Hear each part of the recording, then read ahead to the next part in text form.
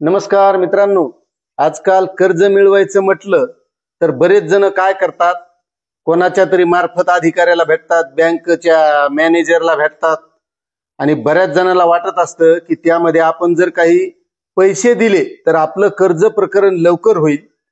मात्र तसे जे काही करत असतात त्यांना मला सांगायचंय की मित्रांनो, असे पैसे कर्ज मिळत नाहीत। त्याचं कारण असं आहे की त्या मॅनेजरला सुद्धा माहित असते जो असा पैसे देऊन कर्ज मिळवू शकतो तर त्या कर्जाचं तो भरणा कसा करणार हा त्यालाही सुद्धा विचार येऊ शकतो।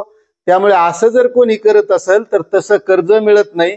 आणि जर आपल्याला जीवनात प्रगती करायची असेल, काहीतरी मोठं बनायचं असेल तर एकदाच कर्ज घ्यायचं आणि ते नाही भरलं मग आपलं लय भलं होणार आहे असं कधीच होत नाही।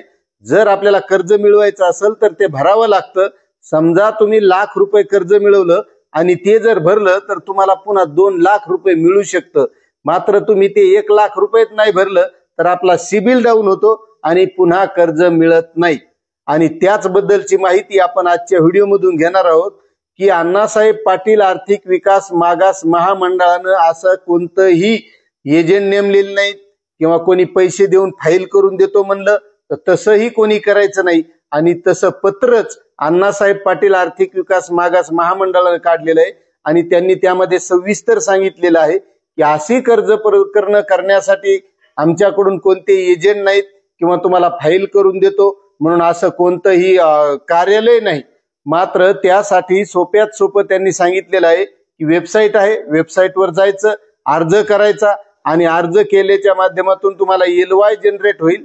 तो LOI बँकेला द्यायचा आणि त्या बँकेकडे जर तुमची पत चांगली असेल, तुमचा सिबिल स्कोअर चांगला असेल, म्हणजेच तुमचा व्यवहार चांगला असेल तर तुम्हाला नक्कीच कर्ज मिळेल। आणि कर्ज मिळाल्याच्या नंतर तुम्ही ज्यावेळेस रेग्युलर हप्ते भरताल त्यावेळेस त्याचा व्याज परतावा सुद्धा मिळेल।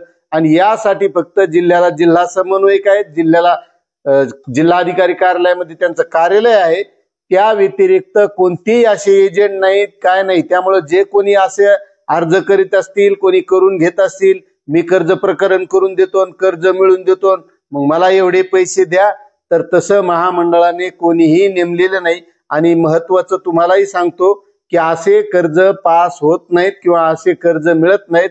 त्यासाठी आपलं पतधोरण चांगलं असणं गरजेचं आहे, आपला सिबिल स्कोअर चांगला असणं गरजेचं आहे।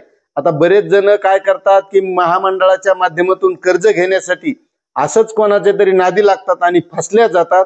म्हणून त्या मित्रांना मला सांगायचंय की मित्रांनो, जर आपल्याला चांगलं बनायचं असेल तर तुम्ही बघत असाल जे व्यापारी लोक असतात, व्यापारी लोकांचा साधा प्लॉट असला शहरामध्ये, त्या प्लॉटची किंमत ₹5,00,000 जरी असली तर त्या व्यापाऱ्याला ती बँक 10-20 लाख रुपये सहज देते। त्याचं कारण एकमेव आहे की तो व्यापारी क्लिअर असतो, तो व्यवहार चांगला करतो। आणि जर व्यवहार चांगला असेल तर कोणतंही कर्ज प्रकरण आपलं सहजासहजी होत असतं।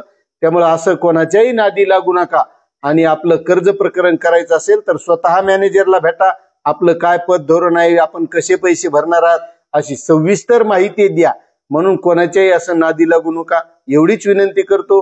तुम्हाला ही माहिती कशी वाटली नक्कीच कमेंट करा। चॅनलवर नवीन असाल तर सबस्क्राईब करा। धन्यवाद।